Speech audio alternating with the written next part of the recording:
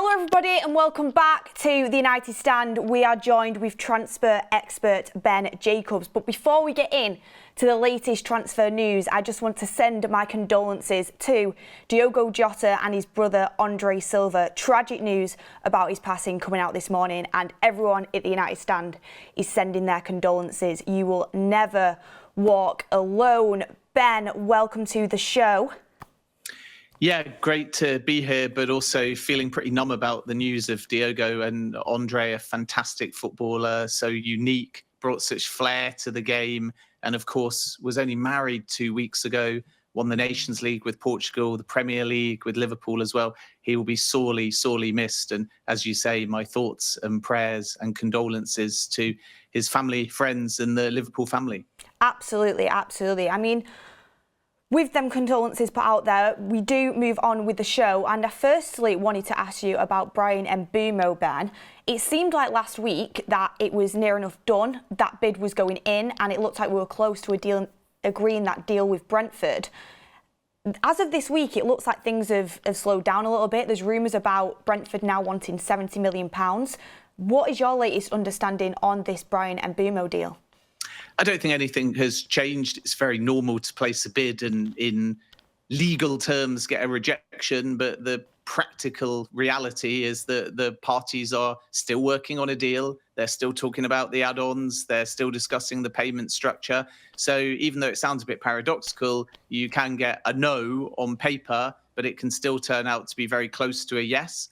And that's where we are. So Bryan Mbeumo wants Manchester United. The parties are advancing. Manchester United are optimistic. There still might be confirmation of that deal this week, which was the expectation of Manchester United last week, because the hope, of course, is to try and get the player in for the beginning of pre-season on the 11th of July. Now, things are naturally fluid with these kind of situations. There's a bit of grandstanding on both sides. Manchester United are going to be disciplined. I'd be surprised if they go up to 70 million. I'd also be surprised if 70 million is the number. I think the reality is Manchester United made a very tactical ploy of bidding the same amount that they paid for Matheus Cunha, but the Cunha fee was 62.5, guaranteed in 3 installments. The last bid for Bryan Mbeumo was 62.5, but including add-ons. And I think if Manchester United get a little bit higher in the guaranteed fee, or the payment terms are more preferable, or those add-ons actually,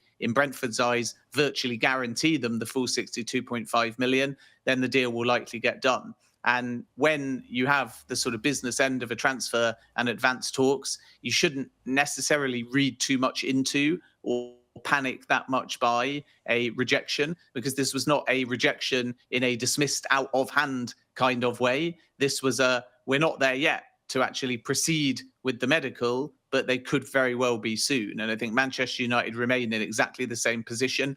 They're going to be disciplined and they are optimistic that Bryan Mbeumo will get over the line and will become a Manchester United player, and sooner rather than later. So just to clarify on that, is it from your point of view and your understanding that Brentford haven't moved the goalposts here? Because it kind of seemed like that they might have moved the goalposts on how much they want, but are you still aware that that number is around 60 million, the same as for Matheus Cunha, but it's just the add-on structure?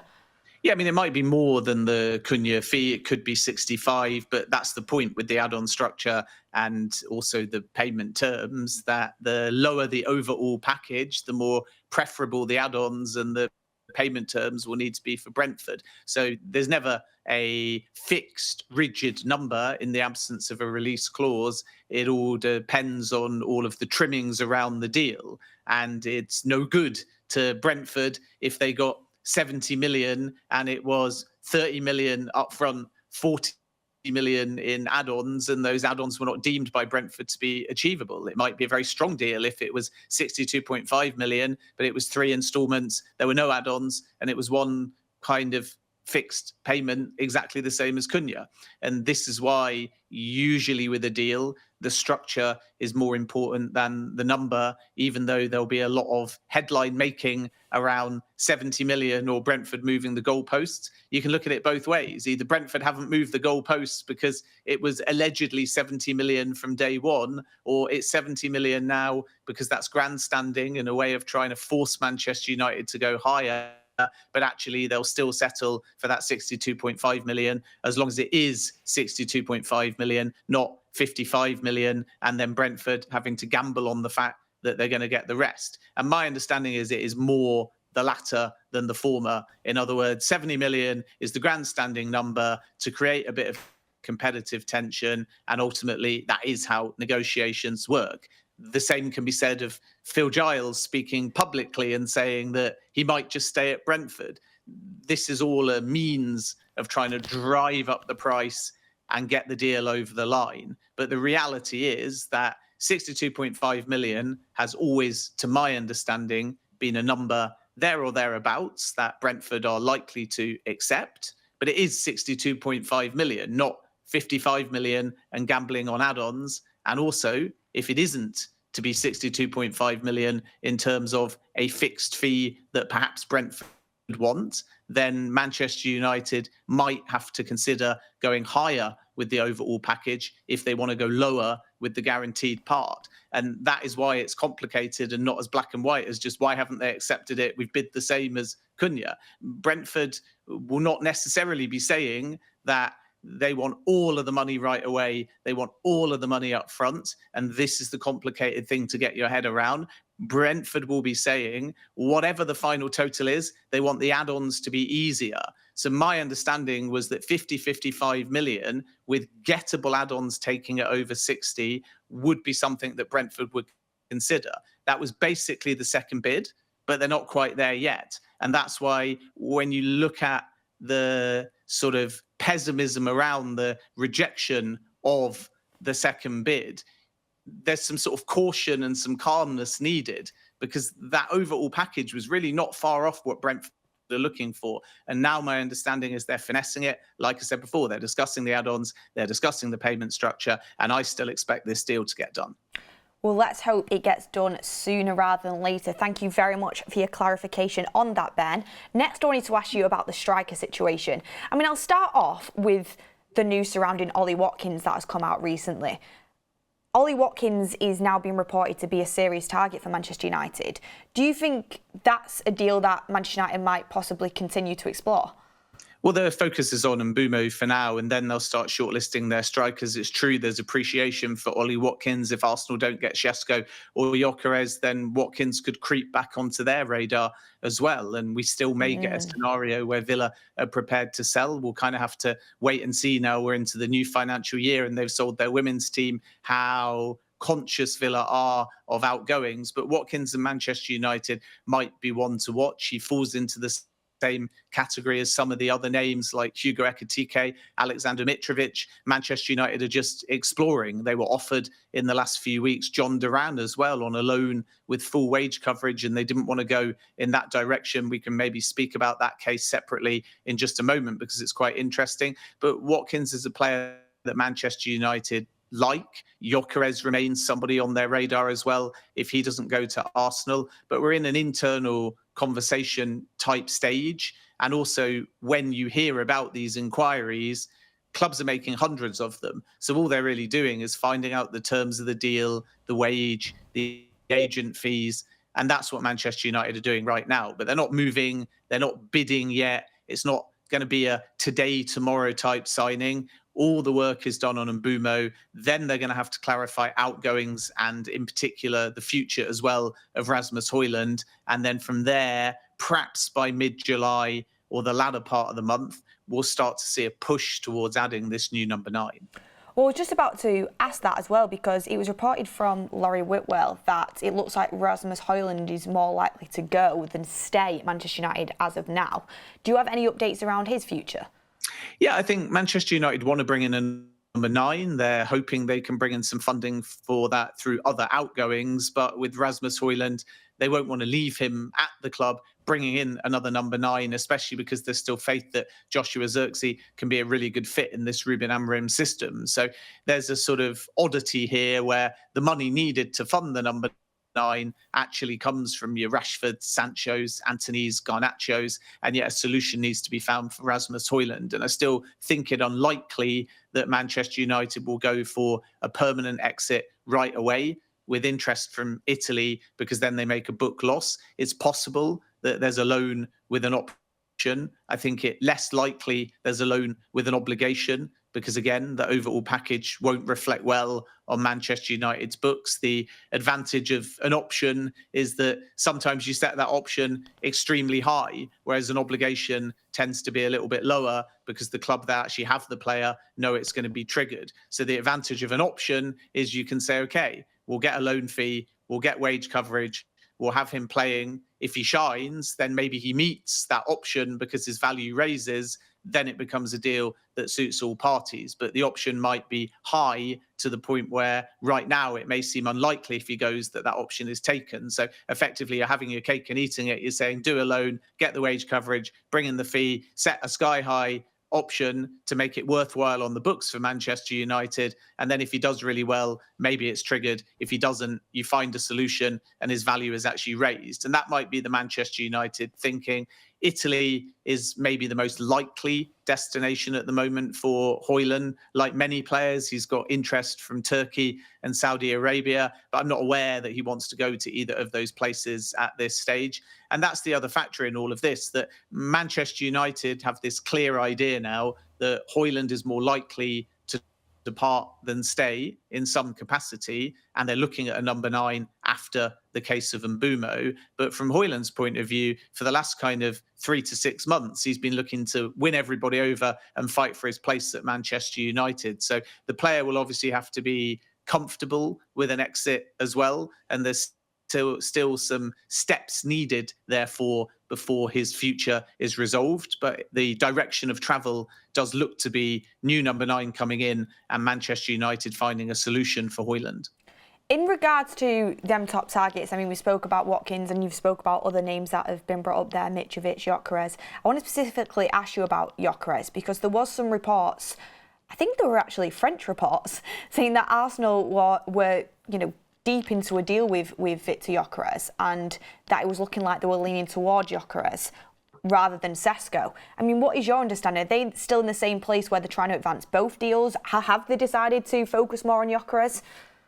Yeah, I don't think that the clarity is there yet at the time we're recording. Mm-hmm. The reports from France, which I respect, don't quite tally with my information. I don't think anything is done between Arsenal and Viktor Gyokeres or close.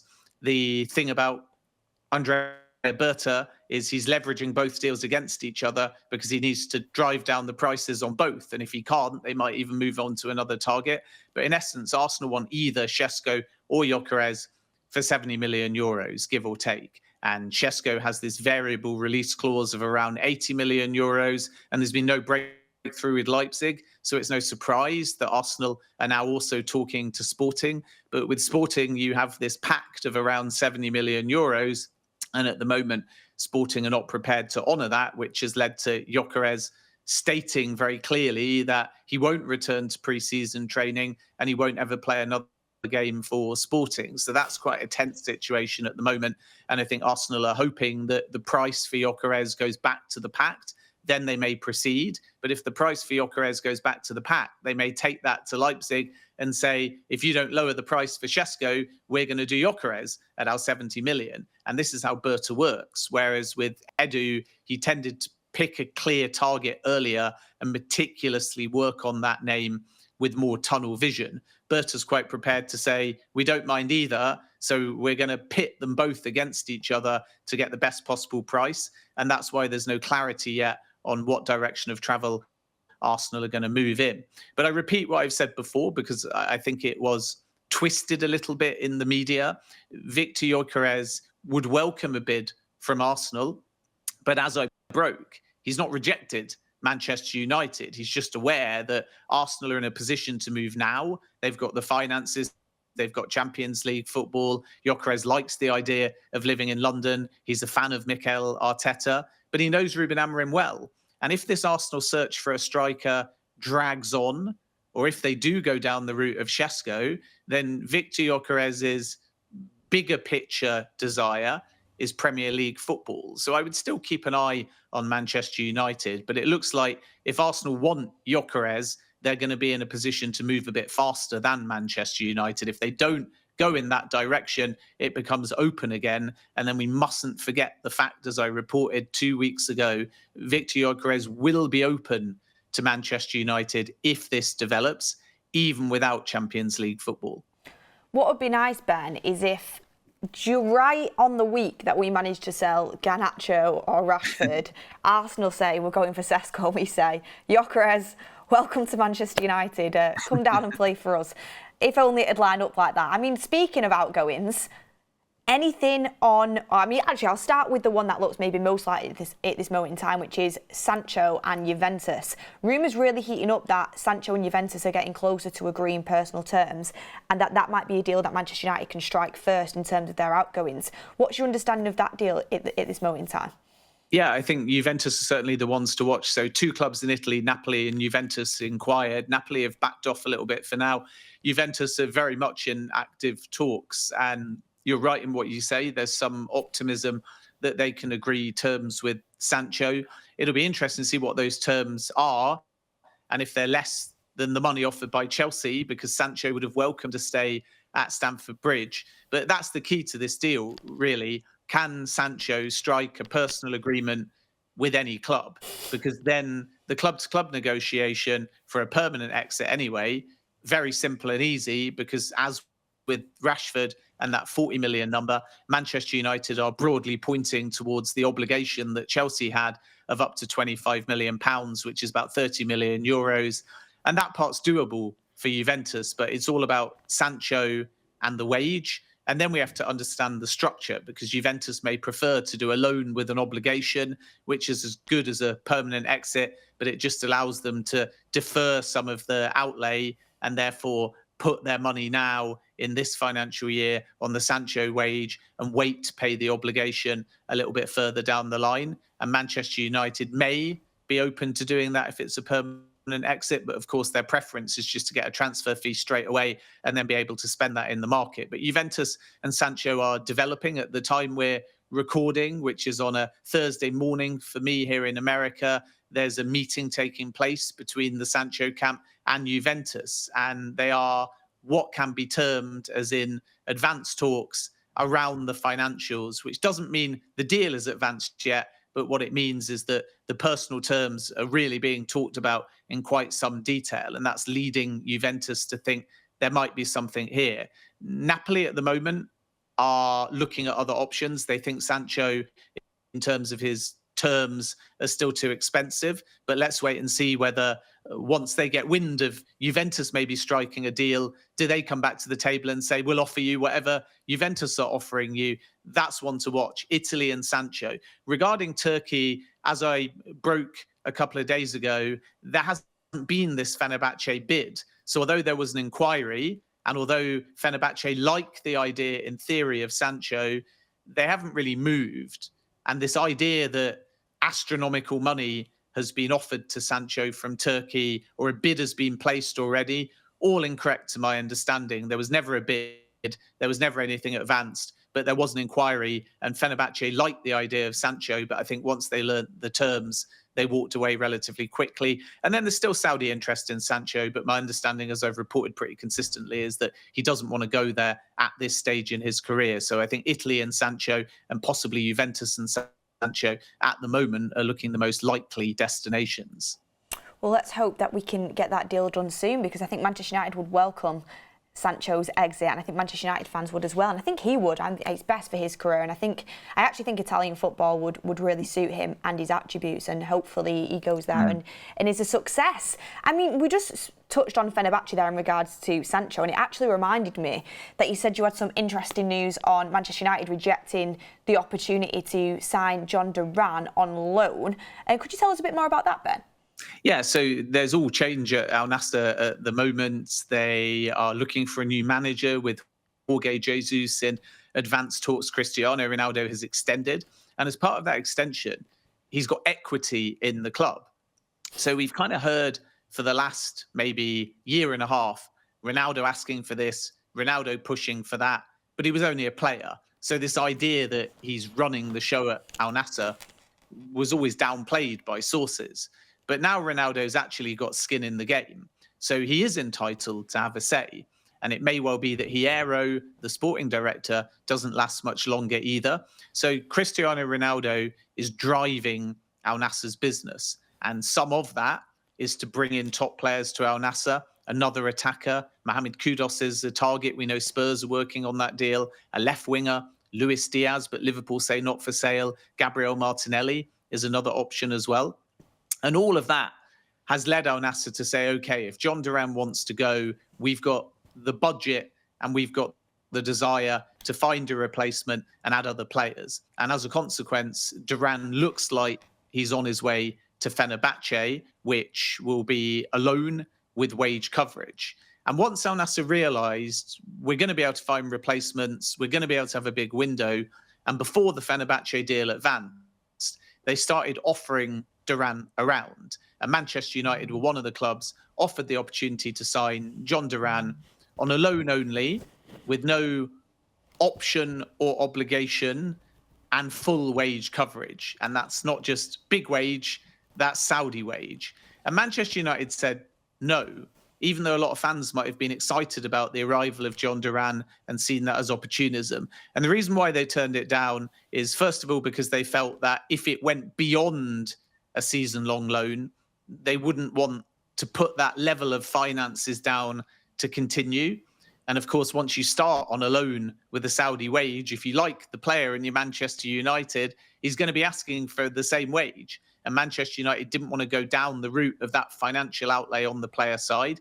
And the other aspect was they had some reservations about signing a young profile, even though he was prolific and informed for Aston Villa and knows the Premier League well, somebody that would want to come in and play every single week and be the main guy. And that main guy would only be on loan. And then if anyone else comes in or anything changes, you're stuck with a big outlay for a young player that maybe would fall down the pecking order or ultimately do well but still leave the club after a year. So Manchester United had reservations about the finances, but also the temporary nature of that deal, given Duran's appetite and desire to be playing week in, week out. It's a different story with the exploration of Alexander Mitrovic, because they felt that that would always be something short-termist, and that actually if Mitrovic was open to that move, he would have less concerns about being a squad player, whereas Duran wants to be the main guy and play every week. So there was just not quite a match, even though on paper you would think Duran to Manchester United could be very useful and a loan could get around the financial position of the club at the moment. But that's the explanation as to why that one never moved. It's interesting then. So Manchester United, I always thought that, you know, they'd probably just be going for one main striker, but there could be a world where if there was a cheaper option to kind of bring in as a squad player, that could happen as well. And on that, I wanted to ask you, have you heard anything about United looking at Calvert-Lewin again on a free? Because I know we've looked at him in the past.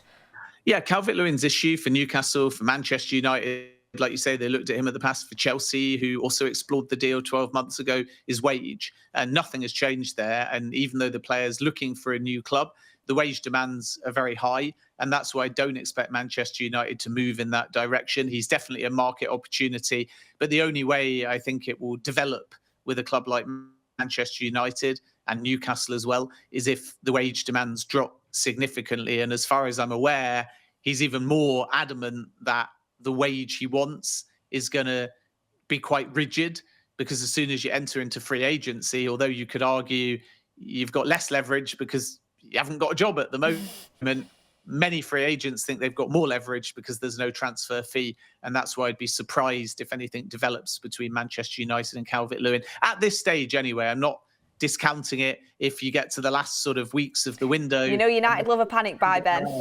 Yeah, but I think at this stage, you focus on Mbeumo, you work out what your budget is, you see whether you can make something work with a bit more flexibility. If you can, then you say, why not explore the Gyokeres situation if he's available? Why not offer Villa a fee for Ollie Watkins? Why not come into the mix for Hugo Ekitike, not 100 million? But again, that price might drop as the window develops. And if it does, you may see more value in that deal, whereas there's no way they're going to do Ekitike at anywhere close to 100 million euros. So there's other targets, and I don't see them going down the Calvert-Lewin route unless they really have a hole in their squad a bit later in the window, or those wage demands drop. Because if the wage demands drop, then, as you alluded to in your question, you might say, let's bring in two. Højlund departs, Rashford is sold, Antony wants to go back to Betis, Sancho to Italy, Garnacho, pure profit. Suddenly, you've got Xerxes at the football club, a new striker at the football club from some of the names that we've mentioned outside of Calvert-Lewin. Is there the opportunity to bring in a squad player and one more if there's a market opportunity at value? And the answer to that question is a maybe. I mean, speaking of trying to make that money, Ben, because we need to get a little hurry on if we want to do all of that. Marcus Rashford to Bayern Munich. There was rumours coming out that Bayern Munich have added Marcus Rashford to their list. What is the updates on Marcus Rashford? Any closer to an exit? Yeah, it's 40 million still, and Manchester United want a permanent exit. We heard reports a few weeks ago, which are true to my knowledge, that Barcelona would be willing to do a loan in addition to Nico Williams. And of course, that helps them in terms of the financial outlay. But Manchester United want permanent, simple as that, and 40 million, simple as that. And that position this early in the window won't change either.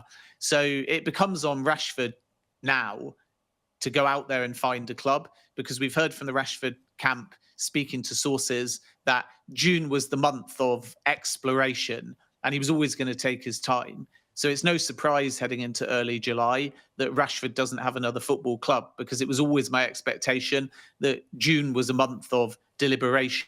And as part of that deliberation, it was made clear to potential suitors, including, of course, Aston Villa, that Champions League football is important heading into a World Cup year, and that he's leaning towards leaving the Premier League. So it was always kind of bad news for Aston Villa. And I think they knew that as soon as they didn't get Champions League football, it was likely game over with Rashford. And after this period of contemplation, he now fancies a move abroad. Barcelona is the player's number one choice, but they are focused on trying to get Nico Williams over the line. And if Manchester United don't do a loan, it's very difficult to see how Marcus Rashford ends up at Barcelona. Not impossible, but very tricky financially. And this is where Bayern come in. There is a scenario where Barca can't even afford to do Nico Williams. We've heard some reports in Spain. Let's see whether they materialise, that even as early as today, Barcelona may be triggering Nico Williams' release clause. If that happens, then you suddenly think maybe Rashford and Bayern Munich will develop. But if more time passes and Nico Williams doesn't get done, then maybe there's still an opportunity for Marcus Rashford and Barcelona, at least in the players' eyes. Then with Bayern and Rashford, you're talking about one of several targets over on that left-hand side. And that's an interesting point of difference as well, that Barcelona is saying Nico Williams is our left-sided player, and if they can find a way, most likely a loan of Marcus Rashford, he's through the centre. Barca have a perspective where they could sign both. Manchester United may have some pushback on that because they're sticking to the 40 million number.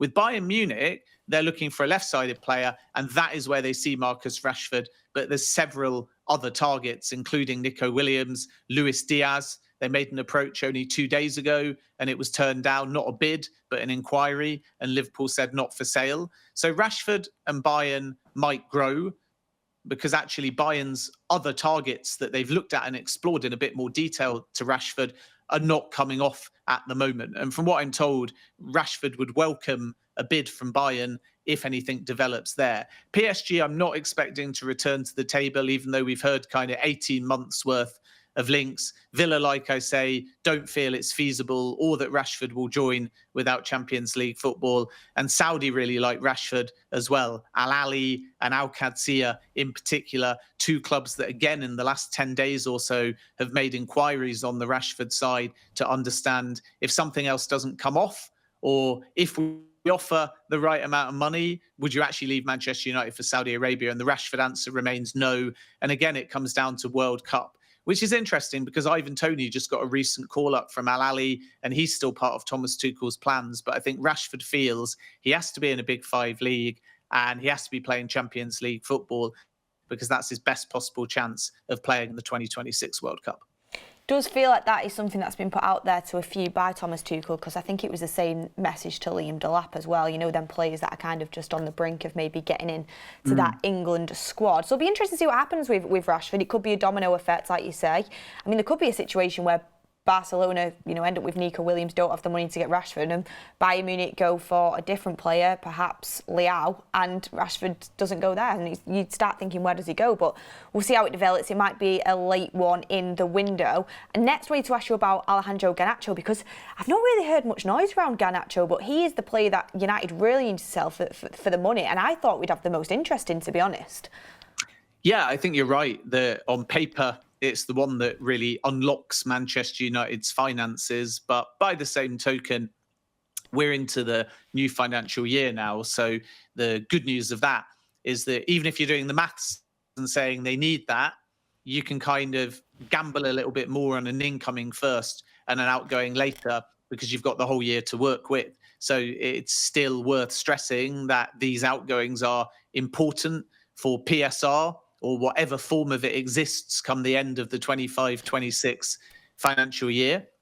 But once the cut-off's passed, if you feel compliant for the financial year 2024-2025, then you're talking about a whole new year, so you can buy before you sell. But there's this sort of limbo period of the first 2 weeks of July that's known as a near-miss period. And if you can prove that you were working on outgoings in the months of May and June, but for whatever reason, they didn't come off until July, you can still put those sales into the 24-25 financial year. So it's a soft financial deadline, not a hard one. And that is important, because if in the next 2 weeks we suddenly see Manchester United really pushing these outgoings, it may be because they still want or need money to put on the 24-25 financial year. If it all goes quiet for 2-3 weeks, it may be Manchester United feel PSR compliant, and as a consequence, they can buy, and these sales can rumble on a little bit. With Garnacho, the situation is the player is the delay, because he's thinking very carefully, and he's not prepared to leave today, tomorrow, if he feels that some of his preferred suitors may still move and come in later. So Napoli and Chelsea have had Garnacho on their radar. Chelsea have signed Jamie Gittins. Giovanni Quenda is arriving in 2026. I'm not aware of another left-sided attacker, although Chelsea may add another forward or attacker who's versatile in some capacity, because Christopher Nkunku, Noni Madueke, even Nicholas Jackson could be departures. So if you're Garnacho, you may still be trying to understand, could Chelsea return, even though it feels that they're incredibly well stocked on the left-hand side?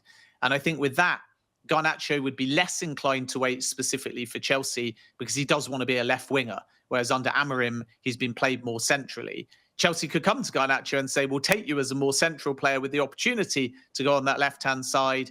Does Garnacho then say he's open to that? Because my understanding is he would like to stay in the Premier League if possible. You've got Aston Villa. If they're to move for Garnacho, it was always going to be July onwards. So that could be an interesting situation to watch as well. And I've said many times that Villa want to strengthen on that left-hand side. Rashford didn't want to go to Villa without Champions League football. Garnacho may be a little bit more flexible in terms of the kind of football in Europe that he's playing next season, especially if he believes in Unai Emery and the long-term project. You've got Napoli still looking to strengthen on that left-hand side after signing Kevin De Bruyne. So there are options there. And again, this early in the window, Manchester United are still sticking to that asking price of around about 70 million euros or 60 million quid, which is too high for Napoli. It was deemed too expensive by Chelsea. Villa, I think, would be looking to do a deal if they proceed with Garnacho more around the 50 million plus add-ons mark, not the 60 million with add-ons on top potentially.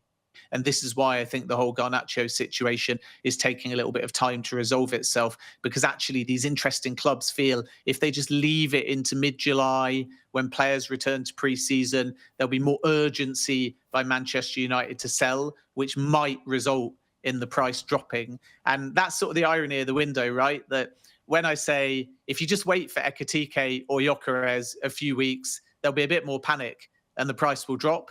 Manchester United fans go, brilliant, love that. That's how the window works. But when you go, Manchester United wants 60 million for Garnacho, but everyone's waiting for it to become 50 million. Manchester United fans go, we can't sell him for 50 million. He's definitely worth 60 million. Why is nobody bidding the 60 million now? But that's the window. All sellers this early in the window tend to wait a little bit because they know once the players return for pre-season, a selling club tends to sweat a little bit and a buying club has a bit more ascendancy regarding the negotiation. Interesting stuff. I think it'd be a great move for Aston Villa personally. I think Garnacho would do well there. I think it's a great fit. Let's see if that ends up developing. Surely Chelsea can't go for another left winger. Surely not. We'll see. You never know with Chelsea. Next up, Ben, I wanted to ask you a little bit about the midfield at Manchester United. We had some stories coming out about Luiz from PSG, which kind of felt a little bit left field. There's also been a little bit of rumours around Richard Rios, who you'll be seeing a lot of at the Club World Cup, doing really well, playing against Chelsea, actually. I think on Saturday, is it? I think it is. So anything around the midfield for Manchester United? Yeah, the midfield's not as big a priority at the moment, but I think later in the window there could be another addition there, but it will be a market opportunity. As I've said before, Wilfred Ndidi is one player on the radar. Nothing is advanced. There's no desire to necessarily pay the 9 million relegation release clause. You got Juventus, Betis, Everton, Saudi interest as well in Ndidi. So it's not like Manchester United are pushing or leading that race. But even though I thought the relegation release clause at 9 million was quite good value and a market opportunity, I've learned in the last few days that the overall package of Ndidi is quite expensive because he's on a really good wage at Leicester. And as a consequence, not Manchester United, but other clubs inquiring are trying to get that deal done more around the 5 million mark. They don't want to pay the release clause. They're willing to shoulder the Ndidi wage, but they want the actual fee to be below that relegation release clause, even though I think under 10 million for Ndidi as a squad player is a really good bit of business, even though it might not excite every single Manchester United fan. I mean, I'm a Leicester fan. I've seen Ndidi play loads. I think he's a brilliant player and a fantastic character. The Rios links are not advanced. Of course, there's appreciation. Scouting doesn't automatically mean interest. Interest doesn't automatically mean bid. But Manchester United are aware of Rios. There's nothing more than that. I'm not aware of anything developing at this stage. Then if there is to be another midfielder, there may likely have to be a Casemiro outgoing as well, because as I've said many times, I'm told very clearly that Ruben Amorim likes Manuel Ugarte, sees him as a good fit and profile and the right kind of athlete and mentality for what he's looking for in his midfield.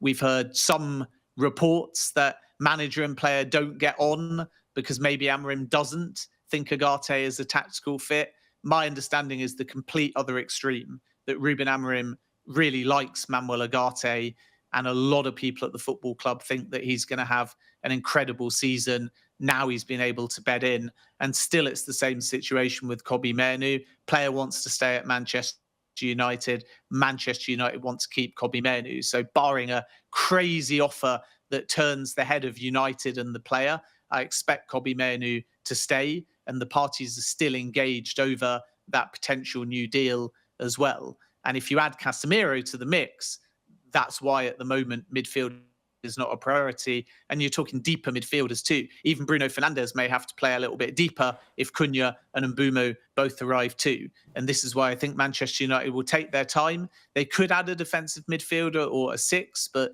nothing has advanced at this point. I wanted to also just quickly ask if there was anything in the Douglas Luiz with Jadon Sancho Juventus rumour in terms of some sort of swap.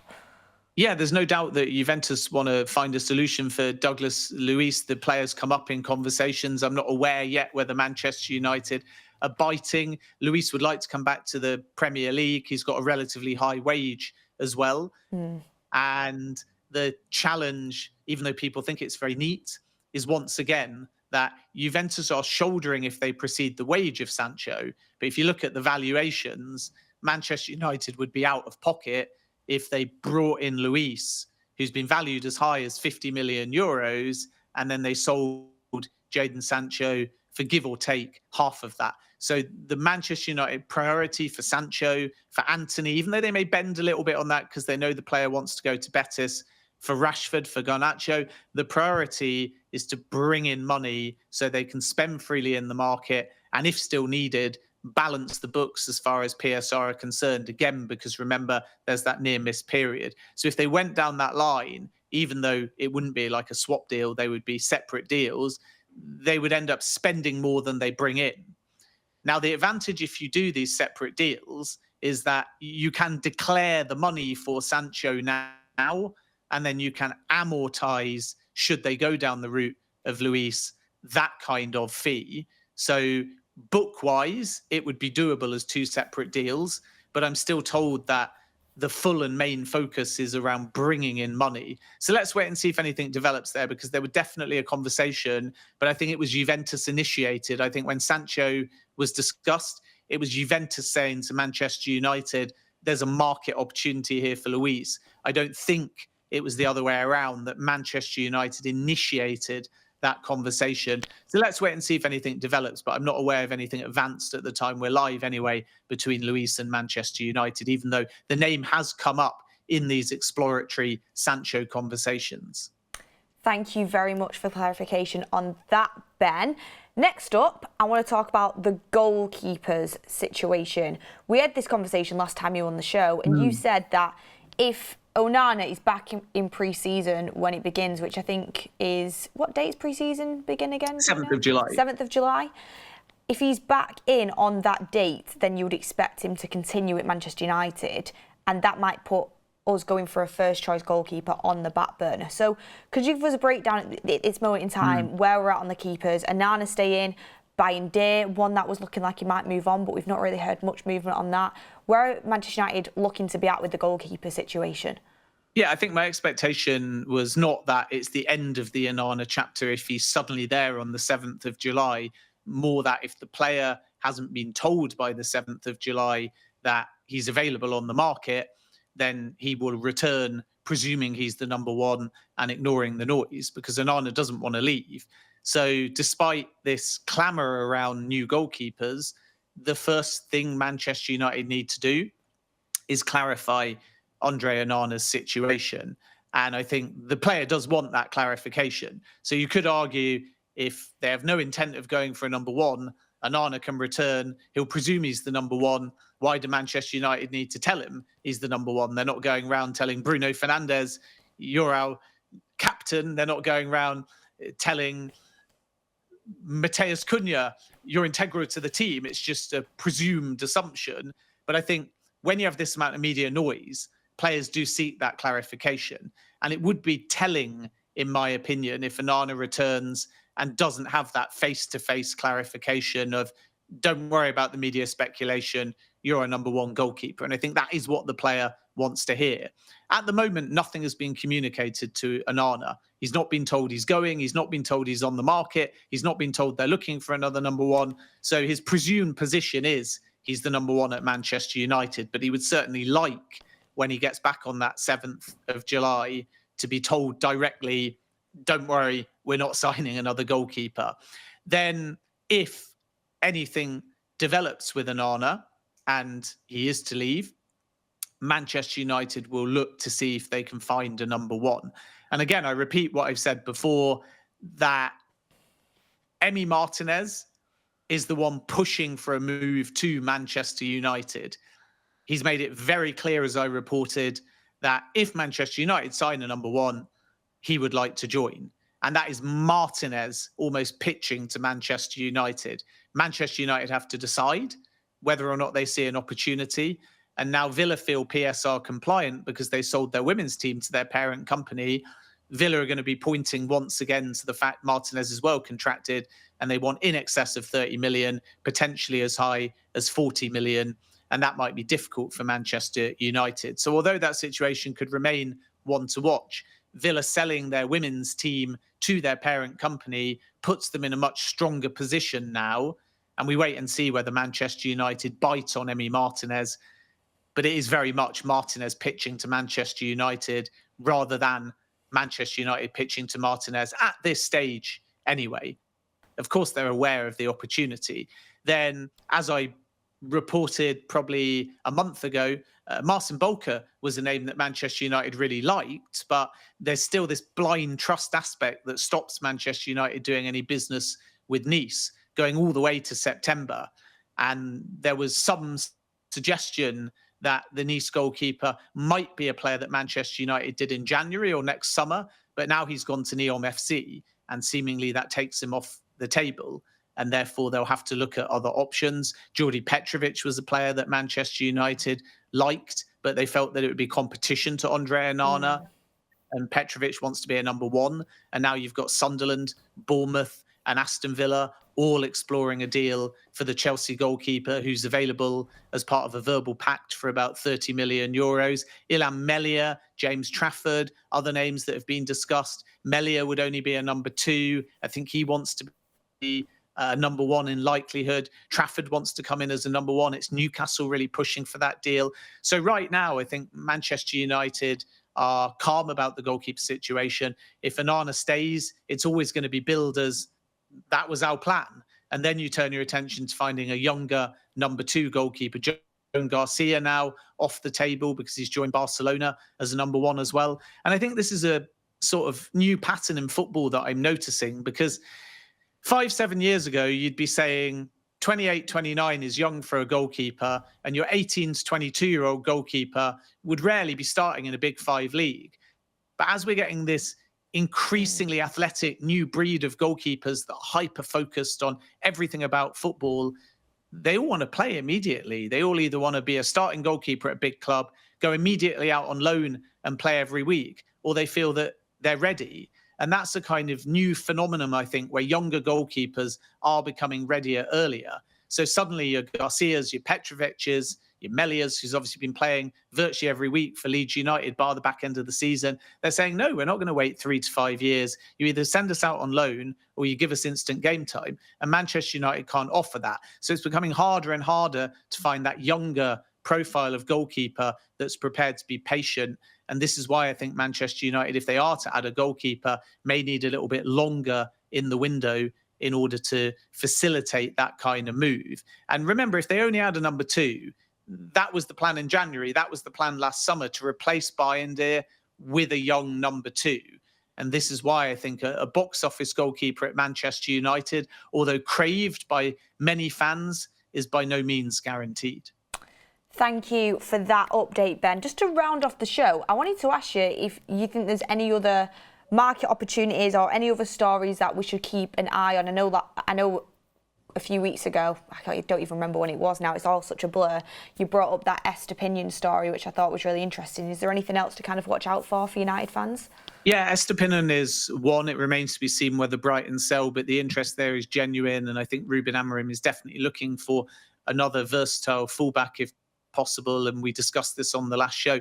He ticks a lot of boxes. So that's certainly one player that is on Manchester United's radar. I still think later in the window, there's a chance that the right-hand side is strengthened by Manchester United, and there are market opportunities out there. Tyler Dibbling is a player that Jason Wilcox really appreciates, and now he's running the show. Tottenham are going to likely be there for Dibbling as well. And I say market opportunity, and I stress those words because you're going to hear a lot of Dibbling not for sale or Dibbling as a £100 million player. The perspective of clubs that are interested in Dibbling is in a few weeks' time, as we build up to the new championship season, Southampton will drop that asking price to below 50 million. And Tottenham feel it might be as low as 40, 45 million. So that's still money Manchester United need to find. But if Dibbling's still at Southampton in late July, I think we're then going to see a big push from clubs in this new financial year. Tottenham, Newcastle, but very possibly Aston Villa or Manchester United as well. So there's a market opportunity to watch. And if that develops with Manchester United, it'll be Jason Wilcox really driving that move. If they strengthen on the right-hand side, Noni Madueke is another market opportunity. It's Arsenal that have the real appreciation there. I'm told that Manchester United, when they held conversations with Chelsea in January around Garnacho did mention Madueke, but it was nothing more than that. And the challenge with Madueke is price, because this is going to be an all-in deal at 55, 60, 65 million. It's not going to be under 50 million for Noni Madueke. And it really is Arsenal exploring that deal, not Manchester United. You got Christopher Nkunku as well, but obviously if Bryan Mbeumo and Matheus Cunha arrive, it's hard to see how Nkunku could be added in addition. It's probably one too many players. Yes, Nkunku can play as a 9, but his preferred position is behind the striker. That's where Mbeumo wants to go. That's where Cunha wants to go. That's where, within the context of a game, Bruno Fernandes wants to burst into. That's where Mason Mount wants to go too. So it's hard to believe if Mbeumo comes off that Christopher Nkunku will develop, but there is appreciation for the Chelsea attacker as well. So there's a lot of talk about number 9. We know that Ruben Amorim wants another 10. We know that a fullback reinforcement, a number 2 or a number 1 goalkeeper, and a 6 could all arrive.